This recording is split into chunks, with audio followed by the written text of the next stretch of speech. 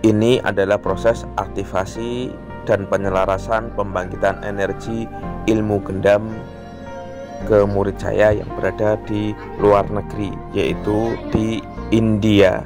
Oke?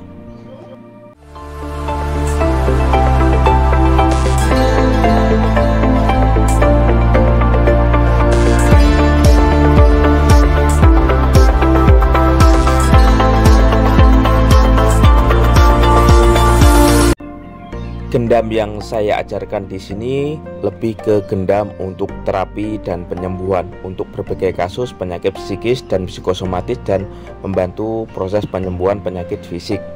Nah, ilmu gendam bukan hanya sekedar mempengaruhi orang saja ya, atau digunakan untuk kejahatan yang sering kita lihat yang ada di TV, berita-berita negatif seperti itu. Padahal ilmu gendam ini ilmu yang sangat mulia, merupakan khasanah dari tradisi ilmu Jawa atau ilmu kejawen.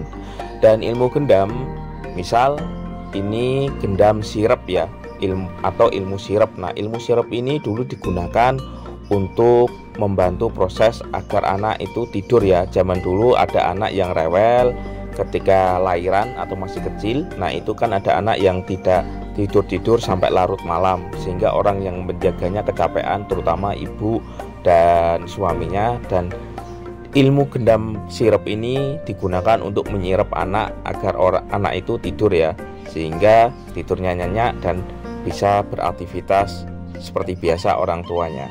Terus yang kedua, ada juga ilmu gendam pengaruh. Nah, ilmu gendam pengaruh itu sebuah ilmu yang digunakan untuk mempengaruhi agar orang itu nurut, manut, atau ngikut sama kita. Dan itu biasanya digunakan untuk membantu proses penyembuhan, untuk menenangkan suatu kondisi, misal kesurupan atau orang dalam gangguan penyakit kejiwaan.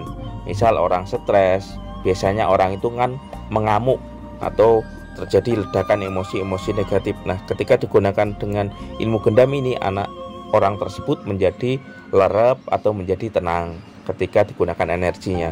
Terus yang ketiga, ada juga ilmu gendam untuk menghentikan kebiasaan buruk. Misal kalau di ilmu Jawa ada namanya ilmu sapeh, yaitu ilmu untuk menghentikan anak agar berhenti menyusu kepada ibunya. Dan ilmu ini juga digunakan ketika energinya dikirim kepada anak tanpa menggunakan sugesti, lebih ke energi ya, lewat makanan atau lewat minuman yang disukai anak. Nah, sehingga anak itu berhenti menyusu kepada ibunya.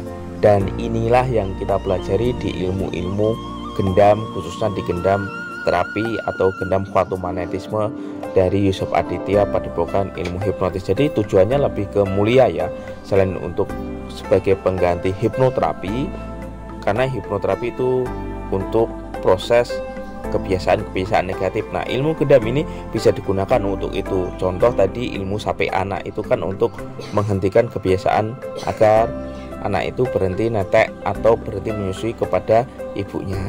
Oke, bagi Anda yang ingin mempelajarinya, silakan Anda hubungi nomor yang ada di video ini.